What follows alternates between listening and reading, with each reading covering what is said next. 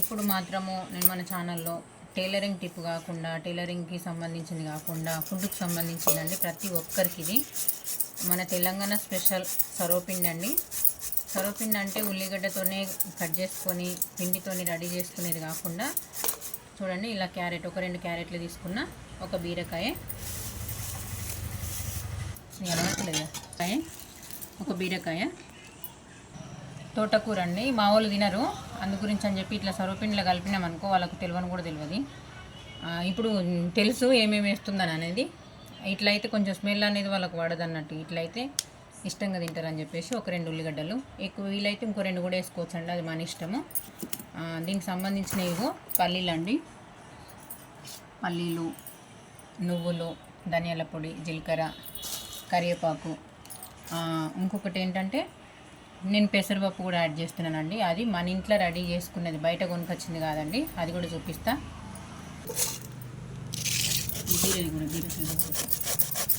ఇలా బీరకాయను కూడా తురుముకోవాలండి. అట్లా అని చెప్పి తోటకూర తురుమేరు, అది చిన్న చిన్న కట్ చేసుకోవాలి.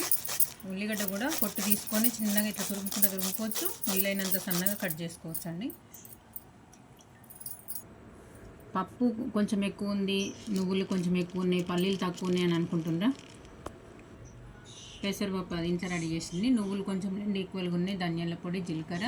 ఈ పల్లీలు కొంచెం తక్కువ వేసుకున్నారని చెప్పి నేను అనుకుంటుండ్రా? అయితే పల్లీలు కొంచెం తక్కువ వేసుకుంటేనే బాగుంటుందండి. నువ్వులు ఎక్కువ వేసుకోవాలి, అంటే ఎవరి టేస్ట్కి తగ్గట్టు వాళ్ళు కదా. నేనైతే కొంచెం నువ్వులు అయితే ఎక్కువ వేస్తున్నానండి. నేను ఇవి ఎలా కట్ చేసుకొని పిండి ఎలా ప్రిపేర్ చేసుకోవాలనేది కూడా క్లియర్గా చూపిస్తా. ఉల్లిగడ్డ అంటే ఎవరి ఇష్టం వాళ్ళదండి. ఉల్లిగడ్డ కొంచెము ముక్కలు ముక్కలుగా కనిపించాలని చెప్పనంటే చిన్న చిన్న సన్నగా కట్ చేసుకోవచ్చు. ఇలా తురుముతే ఏంటంటే మంచిగా మన సర్వపిండిలో ఎక్కడ కూడా కనిపించకుండా, కొంతమంది ఉల్లిగడ్డ కూడా ఇష్టపడని వాళ్ళు ఉంటారు, అట్లాంటి వాళ్ళ కోసం చూపిస్తున్నా. ఇలా తురుముకొని నేను ఒకటి తురుముతా, ఒకటేమో కట్ చేసి చూపిస్తా.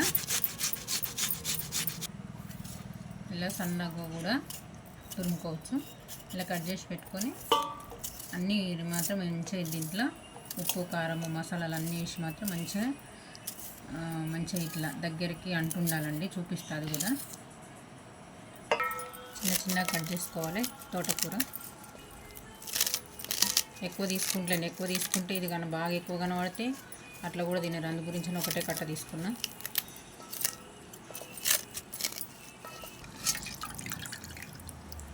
ఇట్లా కొంచెం గట్టిగా నీళ్ళు పిండేసుకొని దాంట్లో వేసేసుకోవాలి. ఎంత మంచిగా కనబడుతుంది చూడండి, వైట్, ఆరెంజ్, గ్రీన్ ఎంత బాగా కనబడుతుంది, కలర్ఫుల్ కనిపిస్తుంది చూడండి.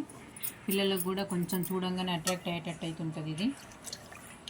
పిల్లలు తోటకూర కానీ క్యారెట్ కానీ సరిగా తింటలేరు అని అంటే ఇలా ప్రయత్నం చేయండి, ఇష్టంగా తింటారండి, మంచి టేస్ట్ అయితే వస్తుంది. సర్వపిండి దాదాపుగా తెలంగాణలో ఇష్టపడిన వాళ్ళైతే ఎవరు ఉండరు నాకు తెలిసి. ఇలా నలుసుకోవాలి, అట్లే పల్లీలు వేస్తే మొత్తం మీదకి వస్తాయి. కొంచెం ఇట్లా నలుపుకుంటూ, అయితే పల్లీలు అనేవి ఏం పద్దండి, పచ్చి ఏవి పచ్చి పల్లీలనే ఇట్లా కొంచెం నలిపినట్టు చేసి దాంట్లో పోస్తే అంటే అది ఆయిల్ అనేది కాలుతుంటుంది కదా సరుతుంది.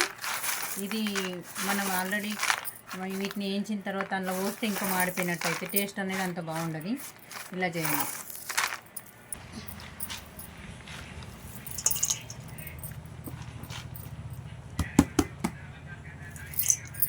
పల్లీలు వేసేసిన తర్వాత పప్పు చూడండి అన్నీ వేసేస్తాను. ఇక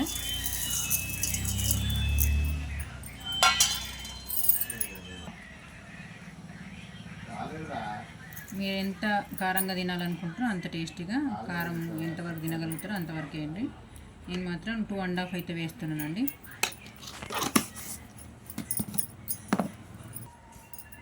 నేనైతే అందరూ కొద్ది ఇట్లా చేతితోనే వేస్తానండి. మీకు రుచికి ఎంతవరకు అయితే ఇష్టంగా తింటారో రుచికి తగ్గట్టు ఉప్పు అయితే వేసుకోండి. నేను కొంచెం వేస్తాను, నేనైతే చేతితోనే అందాజ వేస్తానండి. ఇలా మంచిగా కలపాలి దీన్ని. దీంట్లో ఉన్న వాటర్ అనేది మన చేతికి ఇట్లా తాకుతూ ఉండాలండి.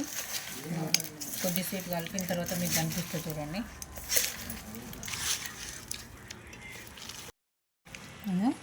ఇట్లా వాటర్ శాతం అనేది ఇట్లా కిందకి పడేటట్టు ఉండాలి చూడండి, ఎంత జ్యూసీ లాగా అయిందో. ఇలా వచ్చేటట్టు కొంచెం ఎక్కువసేపు కొంచెం ఇట్లా కలుపుతూనే ఉండాలి. ఇట్లా వాటర్ అనేది ఇట్లా కింద పడాలి. అనిపిస్తుందా మీకు? ఇట్లా గట్టిగా విస్తే వాటర్ అనేది కిందికి పడేటట్టు ఉండాలి. చూడండి, 1 స్పూన్ అయితే వేస్తున్నా ఫస్ట్. ఇది ఏం పిండో అనుకుంటుండ్రా? ఇది వరిపిండి అండి.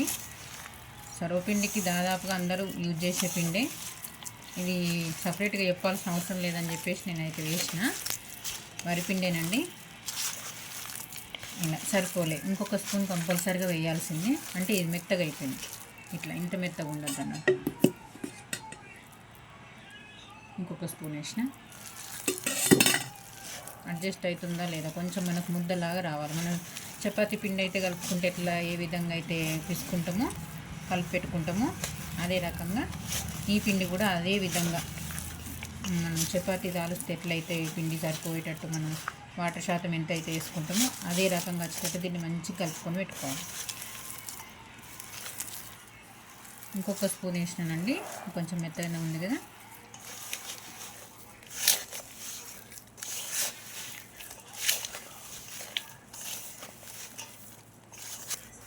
ఈ పిండి వేసినా సరిపోలేదు, ఇంకో కొంచెం మెత్తగానే ఉంది. ఇంకో కొంచెమే వేస్తున్నా, ఒక చిన్న టీ స్పూన్ తోటి 2 స్పూన్ల.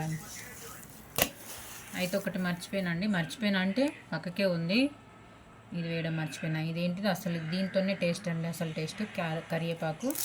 దీంతోనే మంచి ఎక్సలెంట్ స్మెల్ అయితే వస్తుంది. సాంబార్లాగా ఇట్లా ఎక్కువ వాడేది. సొరపిండిలో మాత్రం ఇదైతే కంపల్సరీగా ఉండాలండి. ఉల్లాకు, కొత్తిమీరాకు ఏది ఉంటుంది మనం అన్నీ కూడా వేసుకోవచ్చు. ఓకే అండి, మీరు ఇలా ట్రై చేసి చూడండి, ఎంత బాగుంటుందో. టేస్ట్ ఎమ్మీ టేస్ట్ అయితే ఉంటుందండి. పిల్లలకైతే మనకు తోటకూర కానీ ఏమంటారు పాలకూర కూడా వేసుకోవచ్చు అండి. పాలకూరతో కూడా సూపర్ టేస్టీ అయితే వస్తుంది. చూడండి, ఇక మనం పిండి మాత్రము ఈ రకంగా కలిపెట్టుకున్నాం అనుకోండి, చిన్న చిన్న బిళ్ళలు చేసుకొని మనం సర్వపిండి గిన్నెలు ఉంటాయి కదా, వాటికైతే పొత్తుకొని మనం స్టవ్ మీద పెట్టుకోవడండి. బాగా మందంగా కావాలనుకునే వాళ్ళు మందంగా వేసుకోవచ్చు. కొంచెం పతలాగా తినేటోళ్ళు, అంటే కొంచెం కరకరలాడేటట్టు కాల్చుకునేటోళ్ళు ఎవరి ఇష్టం వాళ్ళదండి.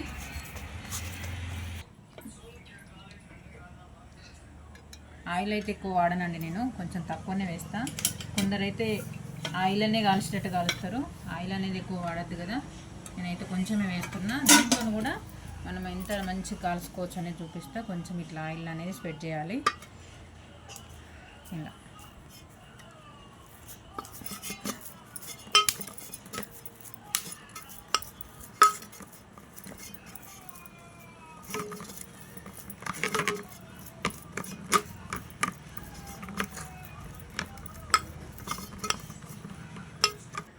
ఇలా చిన్న చిన్నగా అక్కడక్కడ కొంచెం ఇట్లా ఏలుతో మధ్యలో హోల్స్ లాగా వేస్తుందంటే మంచిగా చుట్టూ కాకుండా మధ్యలో కూడా మంచిగా కాలుతుంది అన్నట్టు.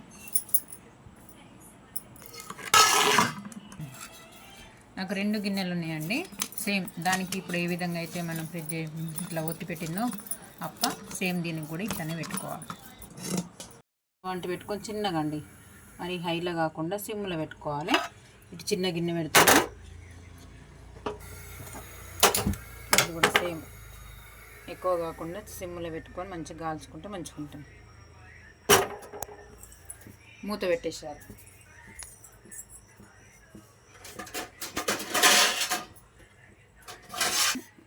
ఇలా మూత అనేది పెట్టుకోవాలండి. సేమ్ దీనికి కూడా మూత పెట్టుకుంటే సిమ్లను అయితే కాల్చుకోవాలండి.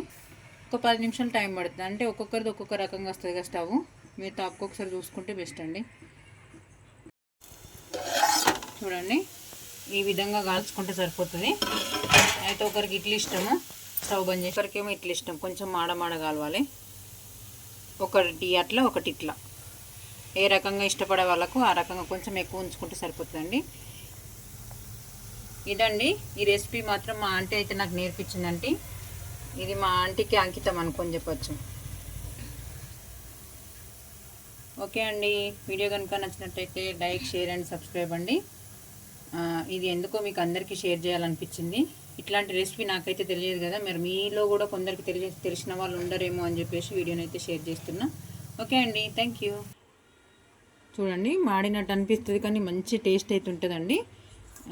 మనం కొంచెం ఆయిల్ ఇంకెక్కువ వేసుకుంటే మాత్రం ఇంకా వేరేగా ఉంటుందండి. మంచి టేస్ట్ అయితే ఎమ్మి టేస్ట్ అయితే ఉంటుంది. మీరు ఇలా ట్రై చేయండి. వీడియో నచ్చితే చిన్న లైక్ చేయండి. ఓకే అండి, థ్యాంక్ యూ.